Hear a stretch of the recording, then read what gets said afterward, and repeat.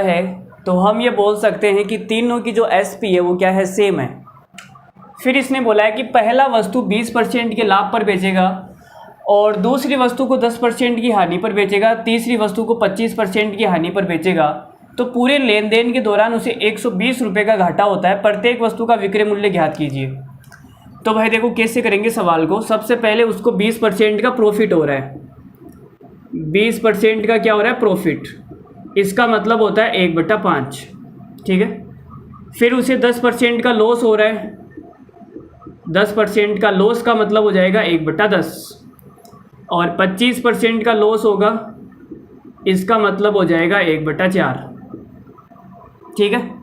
तो आप ये बोलोगे सर मैंने यहाँ पे लिख दी सीपी और यहाँ पे लिख दी मैंने एसपी, तो 5 रुपये पे मुझे 1 का प्रॉफिट होगा, तो 5 पे मुझे 1 का प्रॉफिट होगा तो मैं अपना माल कितने में बेचूंगा, 6 में।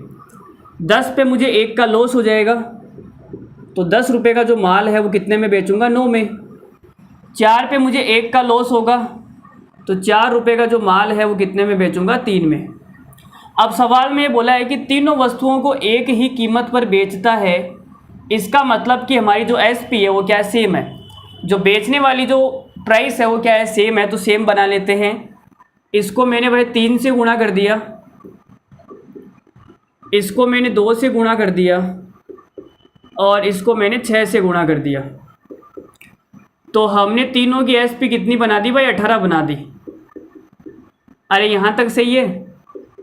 और ये 15 आ जाएगा और ये कितना आ जाएगा, 12, और ये कितना आ जाएगा, 24। तो यहाँ आप देख सकते हो 15 रुपये का जो माल था वो 18 रुपये में बेच दिया, 12 का जो माल है वो 18 में बेच दिया, और 24 का जो माल है वो 18 में बेच दिया। हमें क्या निकालना है, विक्रय मूल्य निकालना है। लेकिन हमें दिया हुआ क्या है, टोटल पूरे लेन देन के दौरान 120 रुपये का घाटा हुआ। तो ओवरऑल मुझे कितना प्रॉफिट हुआ, कितना लॉस हुआ, वो निकाल लेते हैं। ओवरऑल क्या निकाल लेते हैं, ओवरऑल। तो आप ये बोलोगे सर 15 का माल 18 में बेचा तो 3 रुपये का प्रॉफिट हो गया, ठीक है। 12 का माल आपने 18 में बेचा तो 6 रुपये का प्रॉफिट आ गया। अच्छा गलत कर दिया, ये हमने 2 से गुणा करूंगा 20 आएगा ना यार, कितना आएगा, 20, ठीक है। तो आपने कहा सर 20 का जो माल है वो 18 में बेचूंगा तो 2 रुपये का मुझे लॉस हो जाएगा,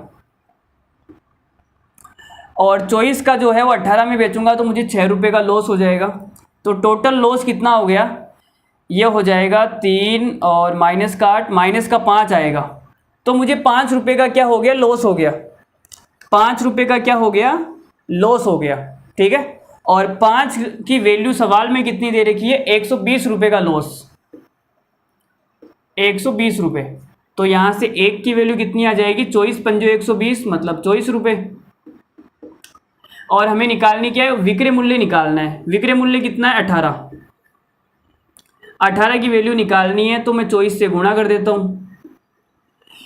तो भाई देखो 24 से गुणा करेंगे तो यहाँ 8 को मैं 4 से गुणा करूँगा, 8 चौक 32, इकाई का अंक कितना आएगा, 2 आएगा, और 2 केवल एक ही ऑप्शन के अंदर है, तो यही हमारा क्या हो जाएगा, सवाल का आंसर हो जाएगा, ठीक है, 432 रुपये। यहाँ गुणा करने की ज़रूरत नहीं है, इकाई का अंक कितना है, 432, सॉरी 2 है ना, तो हमारा काम हो जाएगा। तो सवाल का आंसर कितना आ गया, 432 रुपये।